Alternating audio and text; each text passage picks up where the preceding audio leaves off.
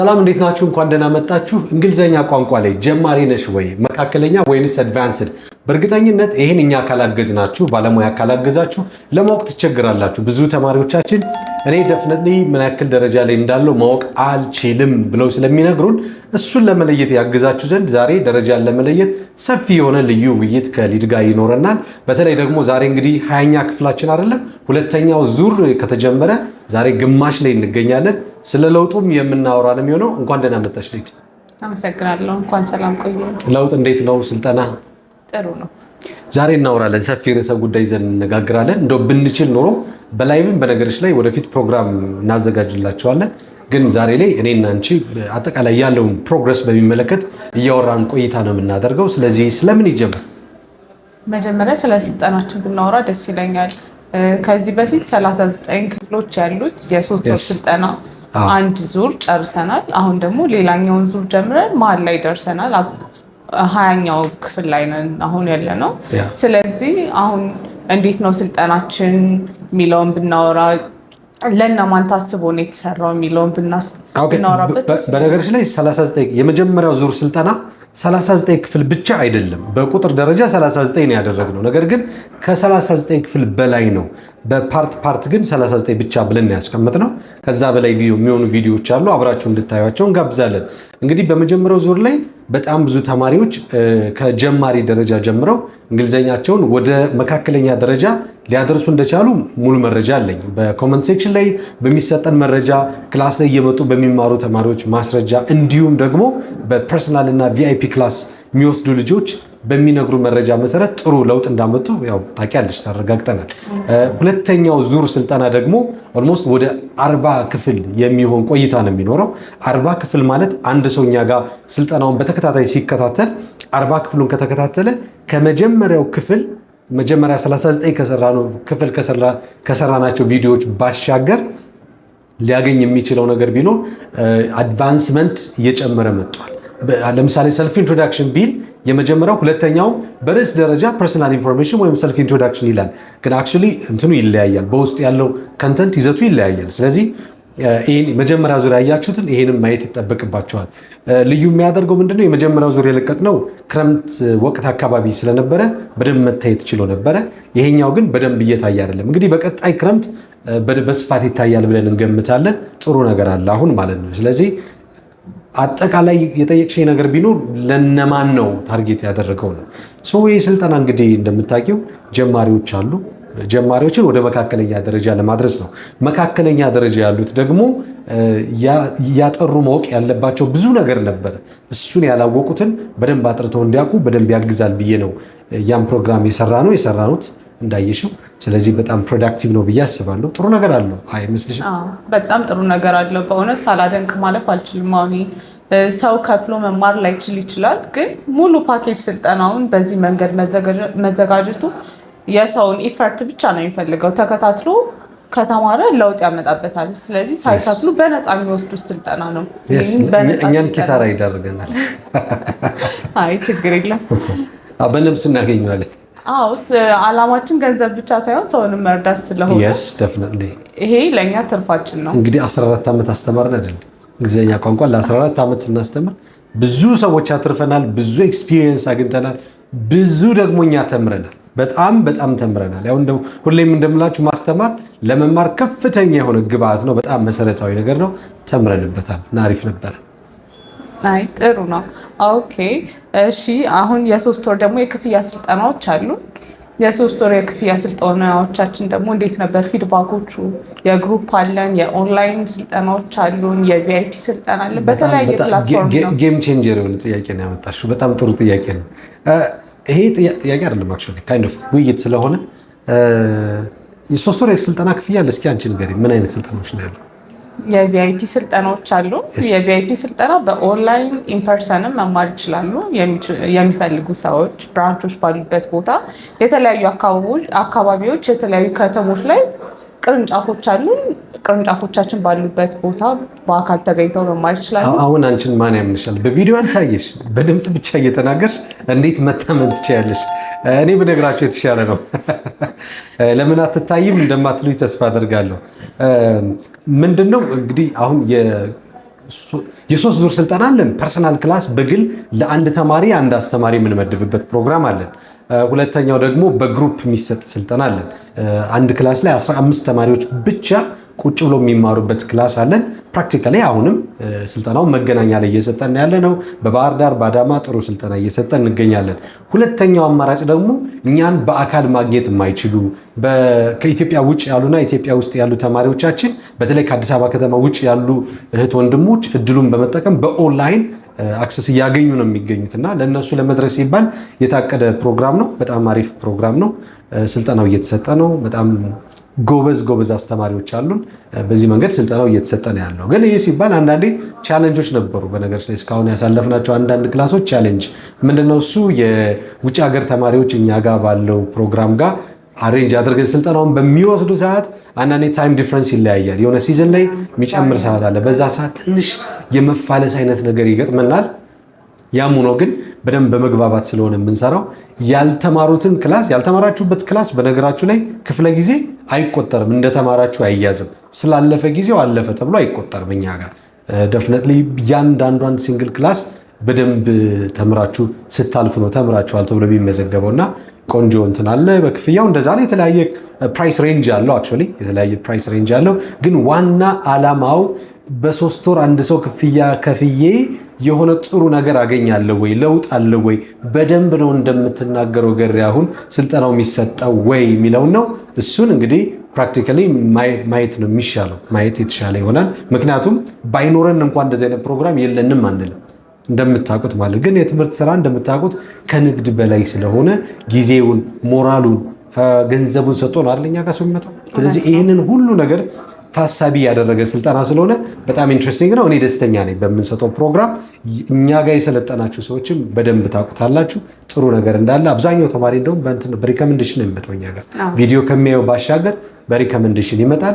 ማንበብ የምትፈልጉና ኖቶችን የምትፈልጉ ሰዎች ቴሌግራም አካውንታችን ላይ በነገራችሁ ላይ ሲምፕሊ እንግሊሽ ዊዝ ገሪ ብላችሁ ብትገቡ የተሻለ ጥሩ ነገር ታመጣላችሁ ታገኛላችሁ ማለት ነው። እና ይህን ነው ማለት የሚቻለው። አዎ የተለያየ ሶሻል ሚዲያ ፕላትፎርሞችን እንጠቀማለን። ኢንስታግራም፣ ዋትሳፕ፣ ቴሌግራም፣ ዩቲዩብ፣ ፌስቡክ በእነዚህ ላይቭ እንገባለን። ላይቭ ኢንስታግራም እና ቲክታክ ፕላስ ፌስቡክ ላይ፣ ቴሌግራም ላይ ደግሞ ኖቶችን እንለቃለን። ስቶሪዎቻችንን ቼክ ብታደርጉ ለእናንተ ጠቃሚ የሆነ መረጃ የምታገኙበት ነው። የኢንተርኔት ኮኔክሽን እንዴት ነበር? አሁን ስልጠና ኦንላይን እንሰጣለን ስንል የኢንተርኔት ኮኔክሽኑ እንዴት አየኸው? እስካሁን በነበረው ነገር እኛ ጋር በጣም አሪፍ ነው።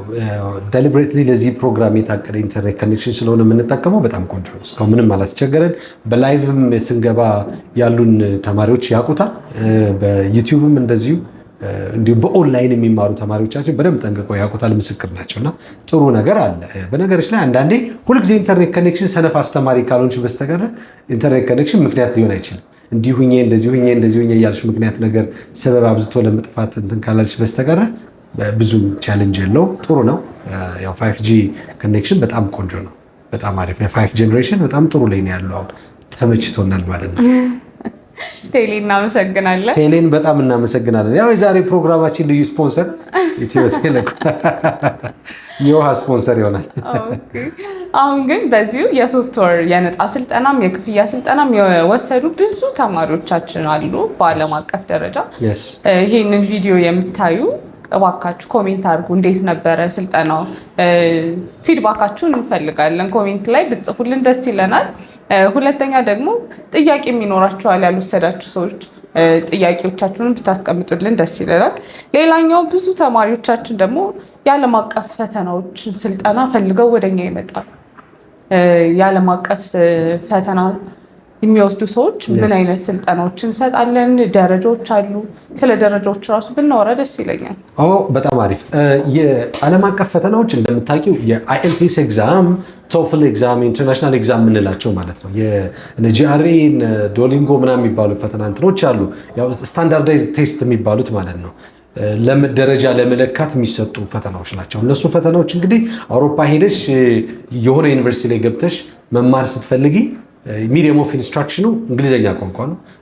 ያንን መፍትሄ አበጅተሽለት ወይም ቋንቋሽን አሻሽለሽ ካልሄድሽ ሌላ ስትራግል ነው የሚሆናቸው ልነሱ። ስለዚህ ስታንዳርድ ሌቭል ይኖረዋል። የሆነ ስታንዳርድ ሌቭል አለ። ያንን ኤክሲድ አድርገሽ አሻሽለሽ በልጠሽ ከዛ ተገኝተሽ ወይም አሟልተሽ ስትገኝ ነው ስኮላርሽፕ እድሉን የምታገኘው። ለዛ ነው ብዙ ዩኒቨርሲቲዎች እነዚህ አይልቲኤስ ኤግዛም ኢንተርናሽናል ኤግዛሞችን ማለት ቶፍልም ይሆናል አይልስም ይሆናል እነሱ የሚጠይቁ ለዛ ነው። ግን ዋናው ነገር ምንድነው? አሁን የትኛውም ፈተና እለፊ ደረጃን እንዴት ነው ማወቅ የሚቻለው ነው። ተምኔላችን ላይ እንዳስቀመጥ ነው ደረጃ ማወቅ የሚቻለው እንዴት ነው? አንድ ሰው ጀነራል በሆነ መንገድ ጀማሪ፣ መካከለኛና አድቫንስድ ብለን እንከፍለዋለን አይደል? ይሄን ደግሞ እያንዳንዱን ጀማሪ የሚለውን A1 A2 B1 B2 እና C1 C2 ብለን ብናየው A1 እና A2 እንደ ጀማሪ ላይ ያሉ ሁለት ተማሪዎችን አድርገን ብናስብ B1 እና B2 በመካከለኛ ደረጃ ላይ ያሉትን አድርገን ብናስብ C1 እና C2 ደግሞ በአድቫንስድ ሌቭል ላይ ያሉ ፍሉዌንስ ሌቭላቸው ከፍተኛ የሆኑ ሰዎች ብለን እናስባለን። እንግዲህ የስልጠና ዋና ዓላማው ኦብጀክቲቭ የፕሮፊሸንሲ ሌቭል የስፒኪንግ ወይ ራይቲንግ፣ ሊስኒንግ፣ ሪዲንግ ሊሆን ይችላል ሌቭል አፕ ማድረግ ነው። ሁሌም እንደምነግራችሁ ደረጃ ከፍ ማድረግ ነው። አሁን ካላችሁበት ደረጃ የሆነ ደረጃ ላይ ከፍ ብሎ መገኘት መቻል እሱ ነው የስልጠና ዋና ዓላማው ማለት ነው። አጠቃላይ ግቡ እሱ ነው የሚሆነው። ስለዚህ አሁን በኤዋን ደረጃ ላይ ያሉ ተብለው የሚታሰቡ ተማሪዎች በጣም ጀማሪ የምንላቸው በጣም ኤሌመንተሪ ከአሁን በፊት ይህን ቪዲዮ ሰርቻለሁ በነገሮች ላይ ኤሌመንተሪ ደረጃ ላይ አሉ የሚባሉ ሰዎች ናቸው። እንግዲህ እነዚህ ከፍተኛ የሆነ የቃላት እጥረት ያለባቸው ራሳቸውን ለመግለጽ በጣም የሚቸገሩ የዕለት ተዕለት ንግግሮችን ደግሞ አውቆ አጣርቶ ማውራት የማይችሉ አይነት ሰዎች በጣም ጀማሪ ዜሮ በለኝ ምናምን ይላል አይደል አንዳንድ ሰው እነሱ ኤዋን በሚባል ደረጃ እናስቀምጣቸዋለን። ሁለተኛው የኤቱ ደረጃ የሚባል ነው። እንግዲህ ኤቱ ከኤዋን ቀጥሎ ኤቱ ነው ከፍ እያለ ነው የሚመጣው። ኤቱ ደረጃ ላይ ያለ ሰው በፕሪ ኢንተርሚዲየት ምንለው ኢንተርሚዲየት አይደለም ፕሪ ኢንተርሚዲየት ደረጃ ላይ ያለ ሰው ማለት ነው። በፕሪ ኢንተርሚዲየት ደረጃ ላይ ያለ ሰው ራሱን በደንብ መግለጽ በአንጻራዊ በሆነ መንገድ ራሱን መግለጽ ይችላል። ስለ ራሱ የሆነ የሚያወራው ነገር ትንሽ ነገር አለው። ኤንቫይሮንመንቱን በሚመለከት ደግሞ ትንሽ ሊገልጽ ይችላል። ማለት ስለ ፋሚሊም በዙሪያው ላይ ስላሉ ነገር ሩቅ ስላልሆኑ በቅርበት ስላሉ ነገሮች የማውራት አቅም ይኖረዋል። ከዛ ባሻገር ከኤቱ ጀምሮ ከፍ ሲል ወደ ቢ1 ደረጃ ይደርሳል። ቢ1 ደረጃ የምትይው በቃ ይሄ ኢንተርሚዲየት የምንለው ሌቭል ነው። ኢንተርሚዲየት የምንለው ነው። ተመልከች፣ ኢንተርሚዲየት የሚባለው ቢ1 ነው። ፕሪ ኢንተርሚዲየት ከሆነ ምን ይሆናል? ኤቱ ይሆናል አይደለ? አፐር ኢንተርሚዲየት የሚባል ደግሞ አለ። አፐር ኢንተርሚዲየት ሌቭል የምትዩ በቢ2 ደረጃ ያለውን ማለት ነው። ስለዚህ ከኤቱ ወደ ቢ1 ከቢ1 ወደ ቢ2 ይሄዳል። ፕሪ ኢንተርሚዲየት ኢንተርሚዲየት እና አፐር ኢንተርሚዲየት እየሆነ ስለዚህ አሁን በቢ1 ደረጃ ያለ ሰው ሀሳቡን መግለጽ ጥሩ ነው ይችላል። ኢንተርሚዲየት ሌቭል ነው። ሀሳቡን መግለጽ ይችላል። ወርድ ፓወሩም ጠንካራ ነው። ቃላቶች አሉት። ጥሩ መግለጽ ይችላል ማለት ነው። ከዕለት ተዕለት ንግግሮች ጋር በተገናኘም ደግሞ ሀሳቡን የማስተላለፍ መልእክቱ የማብራራት አቅሙ ከፍተኛ ነው። የተሻለ ደረጃ ነው ተብሎ ይታሰባል። ኤቭሪዴይ ኢንግሊሽ የሚባለውን ቱ ቢ ኦነስት ክሊርሊ መግለጽ ይጠበቅበታል። ኢንተርሚዲየት ነኝ ያለ ሰው ኢንተርሚዲየት ሌቭል ላይ ነው እንግሊዘኛ ብሎ ያሰበ ሰው ኤቭሪዴይ ኢንግሊሽ በየቀኑ የሚወሩ እንግሊዘኞችን ጠንቅቆ ማወቅ ይጠበቅበታል ማለት ነው። በዚህ አንደርስታንድ እንዲያደርጉ ፈልጋለሁ። ሌላኛው ከፋሚሊ ጋር በተገናኘ ደግሞ ፋሚሊን ዲስክራይብ ማድረግ በቅርብ ከራስሽ ቀጥሎ ሌሎችን አይደል የምትገልጪ። ስለዚህ ፋሚሊን ዲስክራይብ ማድረግም ሌላ አጀንዳው አይሆንም። ይሄ ሰው በኢንተርሚዲየት ሌቭል ላይ ያለ ሰው በደንብ መግለጽ ይጠበቅበታል። ኦኬ፣ ከዚህ ከፍ ያለው ምንድነው የሚሆነው? እንግዲህ አፐር ብለናል አይደል? አፐር ኢንተርሚዲየት ነው። አፐር ኢንተርሚዲየት ነኝ ብለህ የምታስብ ወንድሜ ወይም ብለሽ የምታስብ እህቴ ይሄን ነገር ማሟላት ይጠበቅብሻል። አትሊስት የቮካብለሪ ሳይዛችሁ ከፍተኛ መሆን አለበት። በብዙ ርዕሰ ጉዳይ ላይ ቢወራ ሀሳባችሁን በደንብ አጥርቶ የመግለጽ አቅማችሁ የላቀ መሆን መቻል አለበት። አፐር ኢንተርሚዲየት ናችሁ፣ በደንብ ማውራት ትችላላችሁ ማለት ነው። ኦኬ፣ በእኛ ደረጃ አሁን በማስተርስ ደረጃ ያለ ሰው በዛ ደረጃ እንዲሆን ይጠበቃል። የትምህርት አካዴሚክ ኳሊፊኬሽኑ እና የቋንቋ ስኪል ሌቭሉ በዛ ደረጃ እንዲሆን ይጠበቃል ከደረሰበት ደረጃ አንጻር ማለት ነው። ኦኬ፣ ከዛ ውጭ ደግሞ እንግዲህ ፕሮናውንሲዬሽኑም ጥሩ ፕሮናውንሲዬሽን ይኖረዋል። ይሄ ተደምሮ ኮንፊደንሱ ከፍተኛ ማለት የተሻለ ደረጃ ኮንፊደንስ ይኖረዋል ተብሎ ይጠበቃል። ይሄ እንግዲህ በምን ደረጃ ነው? አፐር ኢንተርሚዲየት ደረጃ ላይ ያላችሁ ተማሪዎች ናቸው። በቢቱ ሌቭል የምንለው ማለት ነው። በጣም አሪፍ።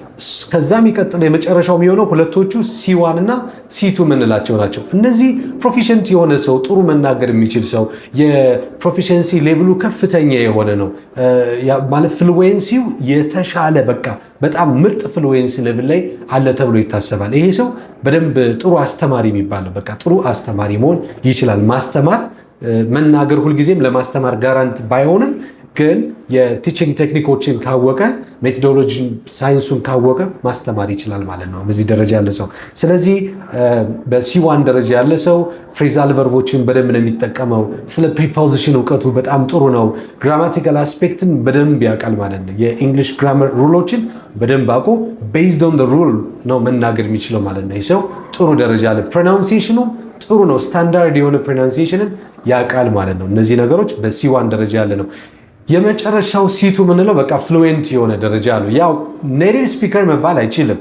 በቃ ኔቲቭ ስፒከር መባል አይችልም፣ ምክንያቱም እንደ ኔቲቭ ሊያወራ ይችላል፣ ግን ኔቲቭ ስፒከር መባል አይችልም። ምክንያቱም አብሶሉትሊ በዛ ደረጃ ላይገኝ ይችላል። እዛው ካልኖረ እዛው እነሱ ጋር ኤቭሪ ሲንግል ዴይ እነሱ ጋር የሚያሳልፍ ሰው ካልሆነ በስተቀር ሊቸገር ይችላል። ምክንያቱም ኤዲየሞች አሉ፣ ስላንጎች አሉ፣ በጣም ብዙ ኢዲዮማቲክ ኤክስፕሬሽንስ አሉ። በአሜሪካን እንግሊሽም በብሪቲሽ እንግሊሽም ስላንግ ኤክስፕሬሽኖች አሉ። እነዛን ሁሉ አጥርቶ መለየት ሲችል ይሄ ሰው ምን ይባላል እንግዲህ በC2 ደረጃ እናገኘዋለን ማለት ነው። እናንተ ከየትኛው ናቸው? ሊድ ራስሽን የት ላይ ያገኘሽ? አስተማሪ ቤት ይፈተናል እኮ አንዳንዴ። አዎ ይፈተናል። አሁን ለተማሪዎቻችን በጣም የሚጠቅም ነገር ነው አሁን የተናገርከው ነገር። ብዙ ጊዜ ዓለም አቀፍ ፈተናዎችን ለመውሰድ የተዘጋጁ ሰዎች አንዱ የቋንቋ ተቋም ነው የሚመርጡት ራሳቸውን ለማዘጋጀት። ግን ሌቭላቸውን በትክክል አያውቁትም።